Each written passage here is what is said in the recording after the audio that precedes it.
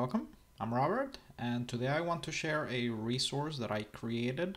This is the Imperial Assault Solo Players Purchasing Guide. So I started playing Imperial Assault this year. I know it's been around forever, but I'm pretty new to the hobby, so I found it on sale recently, and I bought it because I know you can play it solo with the official Legends of the Alliance app, and I had a blast, love it. I also tried the Red Jack's automated Imperial variant.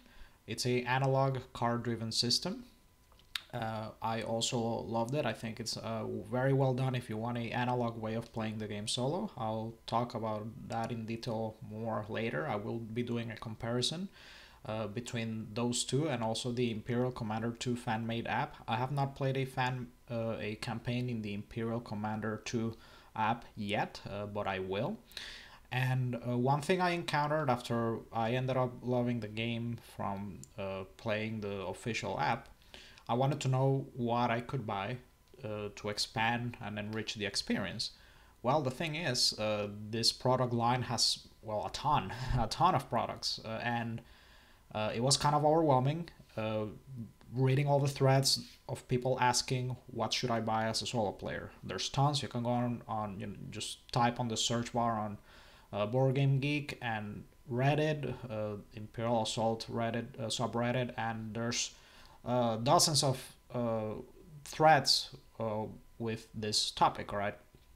And people gave varying answers, and I wanted to consolidate everything here because I literally spent hours, figuring all of this stuff out. And if you're a new Imperial Assault player and you want to buy it for solo play in current year, I want you to have this one-stop resource so that you know everything you need to know. Okay. Now, keep in mind that this is geared mostly towards the Legend of the Alliance official app. However, if you do plan to try the fan-made Imperial Commander 2 or Rive system, or Rave, I'll call it Rave, a Rave system, this could influence your purchase decisions a bit, and I do point that out. Okay, so let's start with the fact that just with the core set, one thing I point out here, if you only buy the core set, you have a whole lot of content right there, all right? Because you get the 6-mission campaign with 2 difficulties and the various characters you can try throughout the campaign just from the core set, all right, using the official app. However, by using the fan-made apps, this unlocks the original multiplayer campaigns, and you'll be able to solo them. These fan-made systems replace the role of the Imperial player, so you play as the heroes, and you're able to play the entire campaign. So I beat the official campaign from the Legends of the Alliance, and also I almost finished an entire core set campaign using the Rave system, alright? Which, by the way, so the official fan-made app, that's easy to implement. For Rave, you need to print almost 300 cards, and if you want to print it professionally, that's gonna set you back almost $100, around $100. I didn't want to spend that kind of money on it, so I just print it at home. I know ways of doing it that quick and cheap, so I put the links if you want to print them at home, or if you would rather have them professionally printed, there's the links, all right? Which also, if you wanted to look for those things, they can be, searching threads can be hard to find, so you got everything here, all right? As a solo player, you got the resources here. One big thing about Imperial Assault is skirmish mode, alright? However, skirmish mode has no solo support. It is a big aspect of the game. There's tons of components geared toward that cater towards that mode, but this is not factored in when recommending products, alright? They have no use in solo mode, in solo campaign mode. And the summary of it all is once you get the core set and you want to buy more, remember, you do get a lot of content before spending another penny just from the core set, the official campaign, and then the solo mode with the solo fan-made stuff. Those campaigns last quite a while, all right? Let me tell you. Missions, at the very least, on average, last like 2 hours each. and just between the the setup and playing them, it's very tactical, great gameplay. Oh, and one little side comment. Again, this is not meant to be a detailed review, but I just this game, I just love how it provides me with a miniature, like almost like a war game miniature at home. All right, not a lot of games in my collection do that. So I just wanted to comment on that. I just love that this game provides like a miniature war game at home. All right, with a campaign and with a Star Wars theme, no less. So that's just the cherry on top. But yeah, you do get a lot of content just from the base set. All right, do exhaust that, and then in the document I include tables here. All right, where it'll tell you what you should buy. So the summary is you should buy the box expansions. They bring new heroes, new items, new supply cards, and then if you want miniature packs, I list those that you should buy first. And the thing is, lots of miniature packs are not included in any expansions, or characters are not included in any expansions. So what do I mean? Well, the majority of the characters in the line, on the Imperial Assault line, are included as tokens, if not miniatures, in the box expansions. But there are certain characters that you will not find in any box expansion. So those are the ones that you should prioritize, all right? As much as you love, we all love Luke, all right? You can just buy him obtain him first by purchasing the Jabba's Realm expansion. He'll be included there, for example, right? But who doesn't want the Luke green lightsaber miniature, all right? But he is included as a token there. So most characters are included as tokens in the box expansions, all right? And then if you buy the miniature pack for characters that you already own from box expansions, for the most part you're just getting the miniature. That's really all you're paying for. So the best bang for your buck is the box expansions. You get new campaigns, and then new heroes, enemies, allies, items, and supply cards.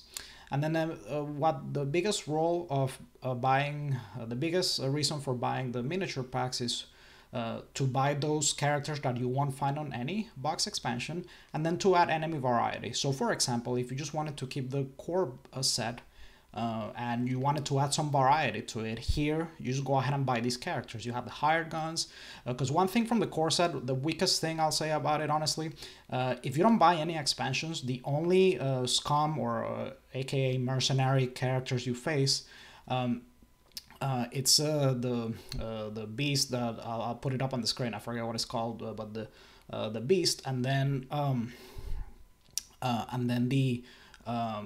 the Trandoshan bounty hunters. All right, that's it. So you face the two same enemies all the time. So you one of the things you want to prioritize is adding some enemy variety quick, okay, for the mercenaries. So hard guns does that, Jawa scavengers does that. If you don't want to see stormtroopers all the time, add some ISB infiltrators.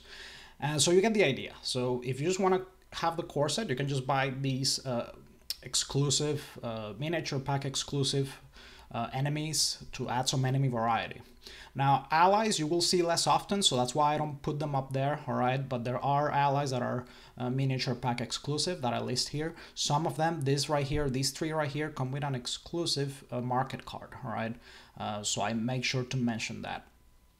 But yeah, allies, you don't see allies as often as you see enemies, but I mean, it's Obi-Wan. Everybody's gonna want Obi-Wan, of course. But yeah, so I list those exclusive miniature pack exclusives here. I also share some resources, and I also point something out that is here that is important. So some characters, some characters that are included as tokens, in case you ever want to try the analog campaigns, all right, that are originally included in the boxes without the app. Some characters that are included in these boxes are used in that campaign, but that's it. You can't really use them in other campaigns.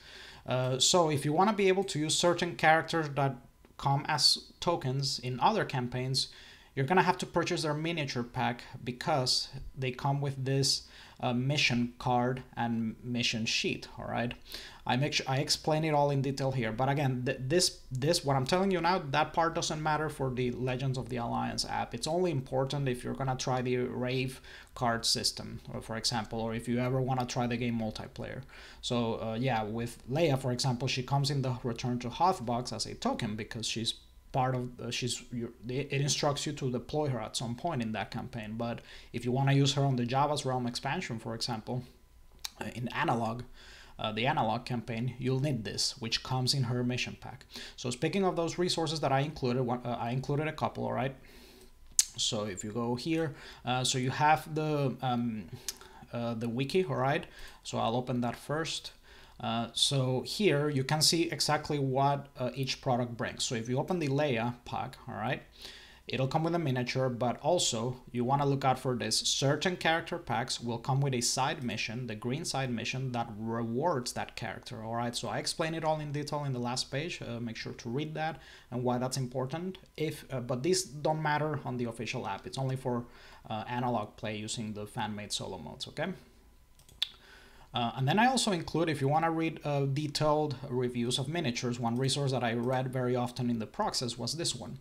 So on this page, boardwars.eu, they make detailed reviews of each character wave, and it's organized by wave, and they tell you their worth as campaign characters, all right?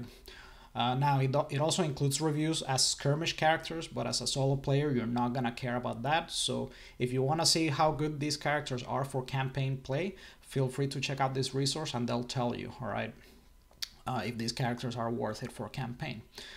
Or how good they are for campaign. But that's pretty much it, folks. If you have any feedback on this, this is a 1.0 version, so I'll you know, if with feedback I'll update it. I just want to make sure that anybody who wants to get into Star Wars Imperial Assault as a solo player in current year has everything they need in one place. All right, so I hope you found this useful, and if you have any feedback, please let me know. Thank you so much for watching. If you like this content, please like and subscribe, and see you in the next one.